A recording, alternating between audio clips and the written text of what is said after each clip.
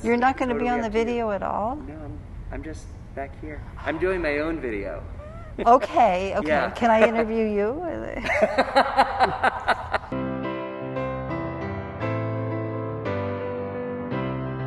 Well, my name is Marcia Bookstein. Although that's controversial. So it's traditional in the Bookstein family to pronounce the name differently depending on which birth order you are. So my kid's grandfather says Bookstein, his brother says Bookstein. My older daughter says Bookstein, my younger daughter says Bookstein. And I asked a friend of mine who is a Yiddish expert, he says it's neither. If they're from Poland, it's Bookstein. So there. I love that. Why was the first question so complicated? Just try the second one.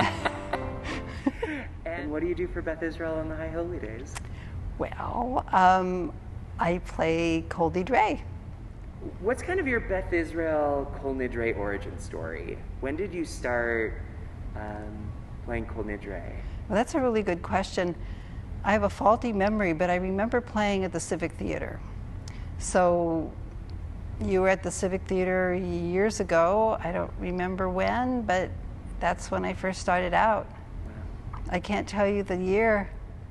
What's your earliest memory of hearing the Bruch Kol Nidrei? I had to learn it. I mean, I was barely playing the cello, and I needed to learn it. I remember playing it for my own congregation, Temple Jeremiah in Westchester with Rabbi Soloff. And I think I was 13. Wow. So that was a long time ago. How do you approach Kol Nidrei? Because it's such a prayerful piece. And we can see you're not just playing it, you're praying it. And how does your approach to playing it, playing and praying this piece, how is it different than, say, Pink Martini coming into the shell? That's good.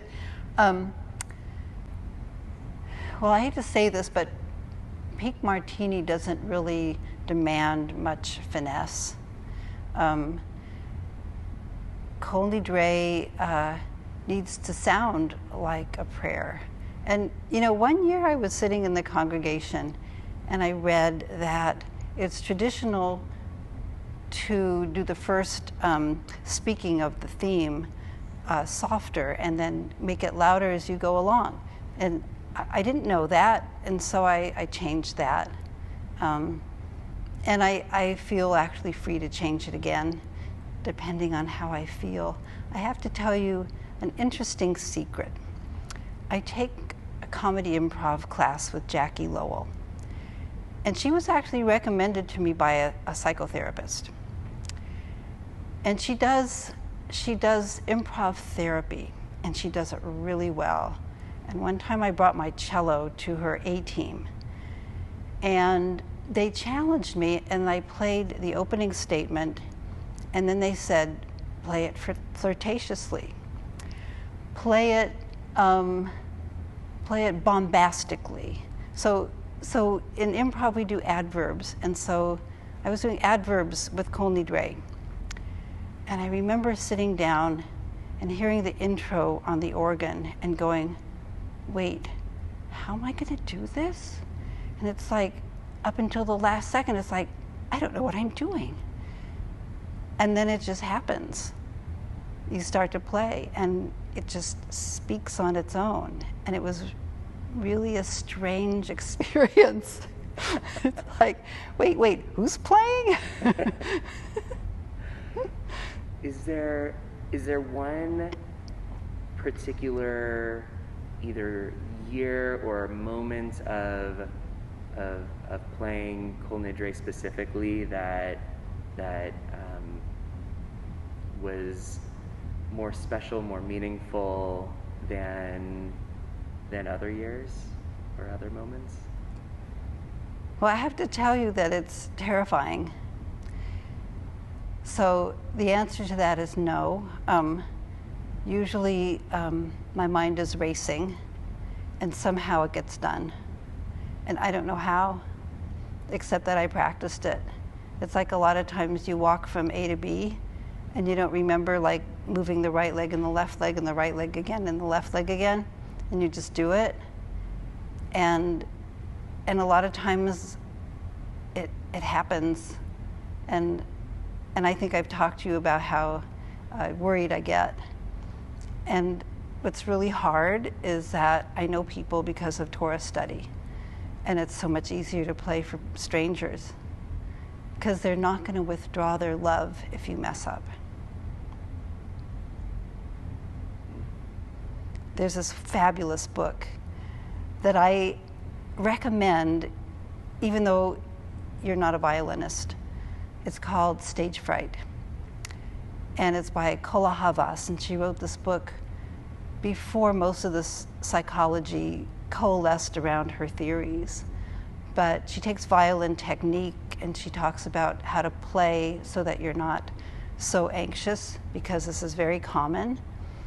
And then she has two other categories. One is social, one is psychological. And in the psychological one, like in the first paragraph, she says,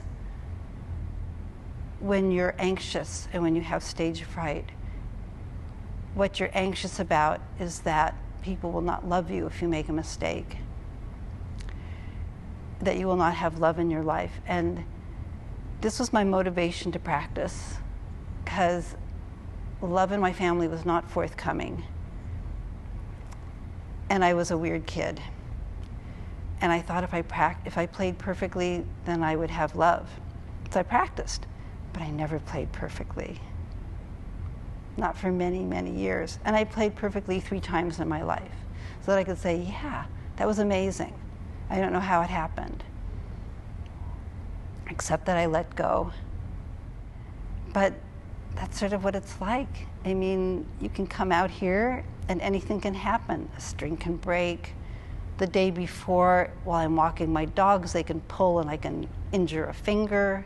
You just don't know.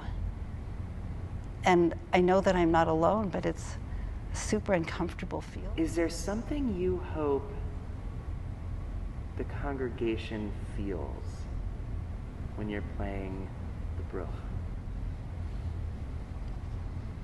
I think if I could wish for people that they